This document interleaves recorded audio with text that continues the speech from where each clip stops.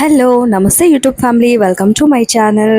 So obviously చూసి అర్థమైపోతుంది కదండి, నేను ప్రత్యేకంగా చెప్పాల్సిన అవసరం లేదు. సో ఎస్, రెసిపీ వచ్చేసి మామిడికాయ పచ్చడి. సీజన్ కదండి, ప్రతి ఒక్కరు మామిడికాయ పచ్చడి పెట్టే ఉంటారు. పెడితే మీరు ఏ టైప్లో పెట్టారో, ఐ మీన్ ఏ పద్ధతిలో పెట్టారో కామెంట్ చేయండి.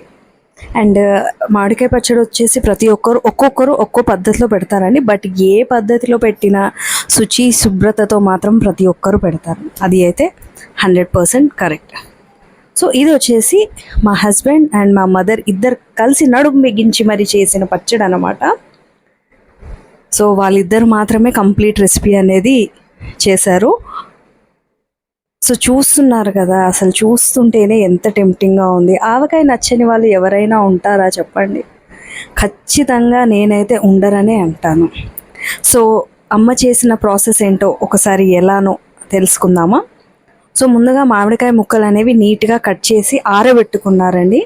ఆ తర్వాత మసాలాకి సంబంధించినవన్నీ పౌడర్లు అనేది ఫస్ట్ ముందుగానే ఏవైతే పౌడర్ రెడీ చేయాలనుకున్నారో అవన్నీ ముందుగానే వేయించి పెట్టుకొని వాటిని పౌడర్ కొట్టి అందులో వేసుకున్నారన్నమాట. పౌడర్లు వచ్చేసి యాజ్ యూజువల్ అందరికీ తెలిసిన పౌడర్సే, ఏమి కొత్త పౌడర్స్ అయితే ఏమి వాడలేదు, చాలా సింపుల్గా చేసిందమ్మ. సో మెంతులు, ధనియాల పొడి, ఆవ పొడి, జీలకర్ర పొడి, అందులోనే కొద్దిగా వెల్లుల్లి, కారపొడి అండ్ కొద్దిగా అల్లం వెల్లుల్లి పేస్ట్ కూడా కచ్చా పచ్చాగా దంచుకొని వేసుకున్నాము. తర్వాత మన టేస్ట్కి తగినంత ఉప్పు అయితే మన టేస్ట్కి తగినట్టు అడ్జస్ట్ చేసుకోవాలండి. ఆ తర్వాత అన్నింటినీ ఒక్కసారి ఈక్వల్గా కరెక్ట్గా కలిసిపోయేటట్టు కలుపుకున్న తర్వాత ఏవైతే మామిడికాయ ముక్కలు ఉన్నాయో ఆ ముక్కలు కూడా అందులో వేసి నీట్గా మొత్తం ముక్కలకు పట్టేటట్టు కలిపేసుకోవాలి. చాలా సింపుల్ ప్రాసెస్ అండి, చాలా కొలతలతో కూడా అమ్మ ఏం చేయలేదు, నార్మల్ ఒక గెస్ ప్రకారమే చేశారు. బట్ టేస్ట్ మాత్రం అద్దిరిపోయింది.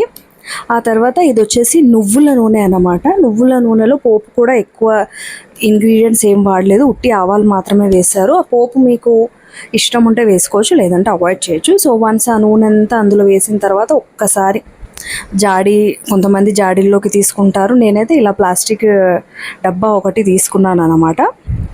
సో ఇందులో అంతా ఆయిల్ వేసిన తర్వాత ఒక్కసారి బాగా మంచిగా కలుపుకోవాలి, ముక్కలకు మొత్తం కంప్లీట్గా పట్టేటట్టు.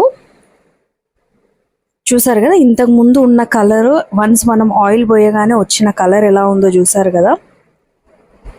సో అంతా ఒకసారి కలిపేసుకోవాలి. నీట్గా కలిపేసుకున్న తర్వాత 3 రోజుల వరకు అలా ఉంచేసేయాలన్నమాట.